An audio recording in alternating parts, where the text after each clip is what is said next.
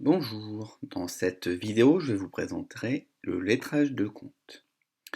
Donc on va repartir sur les notions qu'on a déjà abordées au cours de l'année, donc notamment la notion de compte, avec un compte qui est représenté en deux parties, une partie qui est au débit, une partie qui est au crédit. Donc pour lettrer les comptes dans le BP, vous avez dans le menu en haut, un menu qui s'appelle Consultation lettrage. Vous retrouverez également ce menu sur le côté. Et vous cliquerez sur le premier onglet, Consultation lettrage. Vous avez la possibilité d'afficher que tous les comptes mouvementés ou les comptes soldés, de sélectionner l'exercice comptable, donc on va prendre l'exercice comptable de l'année dernière qui n'est pas encore clôturé, et nous allons sélectionner les comptes de tiers. Donc je ne vais pas vous rappeler le fonctionnement d'un compte de tiers qui est l'objet d'un cours. Donc ici on peut observer que les comptes sont lettrés. Comment on s'aperçoit que les comptes sont lettrés? Eh bien, je vais vous le décrire. Je vais juste vous indiquer qu'avec le bouton bleu, on peut passer d'un compte à l'autre. Donc ici, dans l'objet d'un compte fournisseur, l'objectif c'est de faire coïncider un élément au crédit avec un élément du débit. Il lui est attribué une lettre dès lors que l'opération est identique. Alors, on va passer au compte client parce que les comptes clients n'ont pas été faits. Là, l'objectif, ça va être d'identifier un élément du débit avec un élément au crédit.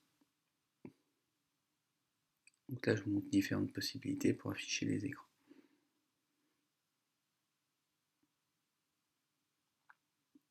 Donc si je reprends la manipulation pour commencer avec le premier compte, je vais identifier les lignes qui correspondent, qui sont identiques.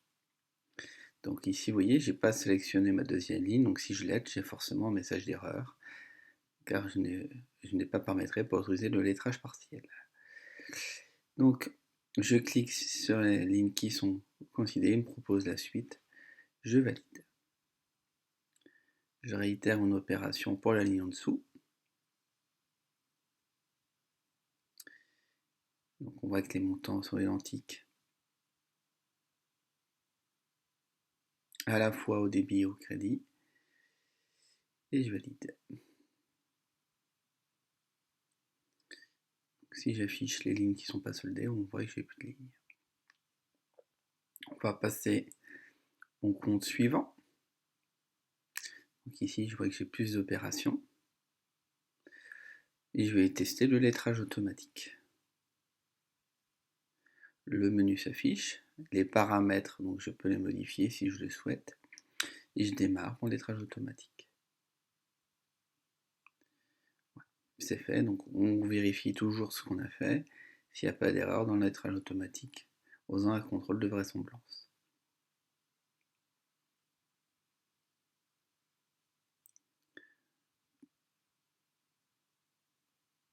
S'il n'y a pas d'erreur, je continue et j'enchaîne sur les comptes suivants.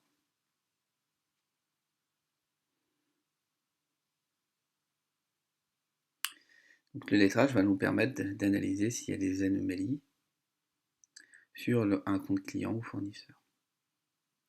S'il y a des créances qui n'ont pas été encore réglées, de connaître pourquoi, ou si on a un fournisseur qu'on n'a pas encore réglé. Vous voyez ici, je clique sur partiel, comme je dis, je ne l'ai pas autorisé, j'ai un message d'erreur. Je vais donc cliquer sur lettrage et choisir ma date de lettrage. Et vous avez donc ici les comptes qui sont lettrés. Donc il est possible de faire un lettrage global pour une entreprise, ce qui n'est souvent pas le cas. Donc pour éviter de faire compte par compte, on peut choisir le lettrage automatique, définir comme tout à l'heure l'exercice comptable, les comptes concernés, donc ici c'est les comptes clients, le début du premier compte, le début de la fin de compte, c'est automatisé, et de lancer le travail. Donc là on va attendre. Donc l'objectif de l'entreprise, vu que vous avez très réparti en fonction de vos groupes, de votre zone géographique, vous avez un portefeuille de 3 à 4 clients, c'est que vous analysiez le comportement de vos comptes clients. Donc on a un rapport d'état et après on peut, quand je le fais, vérifier au fur et à mesure